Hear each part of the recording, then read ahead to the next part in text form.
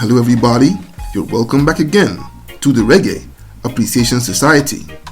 This wasn't the kind of news I thought I would hear before the end of 2024, but over the weekend, word would filter out about the sad passing of 1990s dancehall star Nardo, a fiery, talented, hard-nosed toaster who was among the top-ranked soldiers of dancehall's digital era, which took off in the mid-1980s.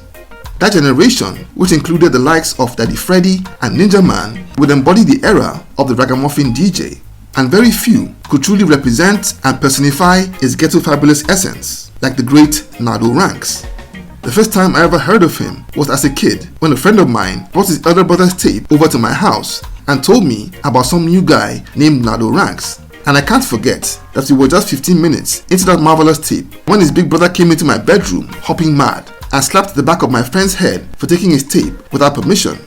And that incident made me very curious, and I began to look for his music everywhere.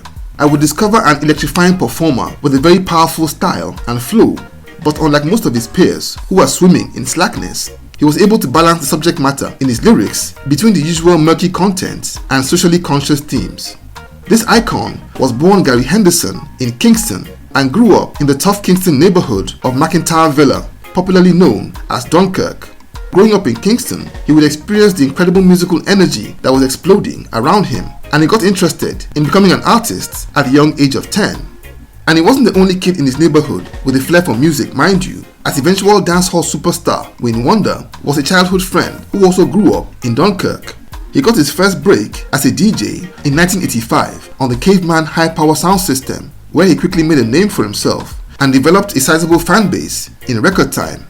In 1989, Wayne Wonder would encourage him to try and record his music and introduce him to several producers for auditions, and this opened the door to his first recorded song titled Love to See the Girls, which was recorded at the popular Harry J Studios. But his first taste of the limelight would come after a collaboration with Wayne Wonder for the song Soundboy What Happened to You. And he would follow up this breakthrough with several tight songs, including the wicked dance floor filler with a weird title in Burrup that told a story about his turbulent relationship with his girlfriend. And he would also rock the airwaves and dance floors with his brilliant remake of Kokoti's monster hit Rikers Island. These were all hot tracks on the sound system circuit and reggae scene, but it was a response to a Buju Banton track that would really launch him into local and global acclaim. In 1992, Buju Banton was setting the airwaves in Jamaica ablaze with a slew of hit singles since he burst on the scene with his underground smash album Stamina Daddy. Buju released a song named Love Me Browning that became a big hit as well, but was very controversial as it was deemed a celebration of light-skinned women and ignored the beauty of dark-skinned ladies. And Nardo also took exception to the song and responded with his own tune called Dem a Bleach, a public service announcement, if you will, that criticized the trend of women bleaching their skin. That song was simply massive and blasted its way into Jamaica's charts and would stay at number 1 for 6 whole weeks. The next year, he would reissue his old song, Burrup, which would chart in America and peaked at number 16 on the Billboard singles charts. And not to mention, it also charted in Japan and the UK and was a serious hit at parties and nightclubs. The impact of all these hits will see him bag a record deal with a New York-based label called Profile Records that would release his debut album, Rough Nardo Ranking. A few years later, he would issue his second album, titled Cool and Humble, on Heartbeat Records.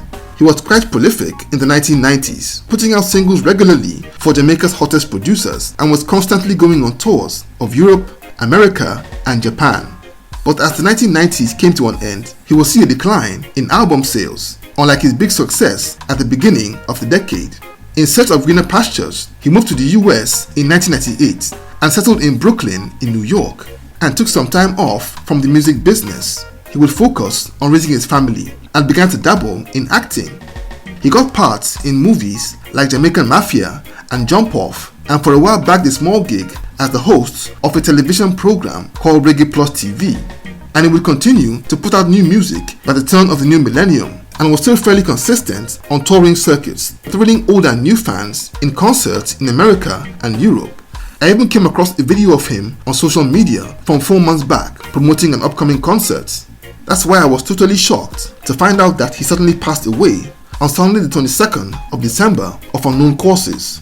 A really sad and terrible loss of one of the great icons of 90s dancehall.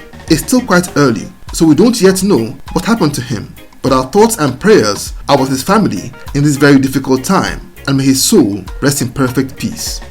So there you have it. Thank you for watching the video today. Please leave a like, subscribe, and until next time, God bless.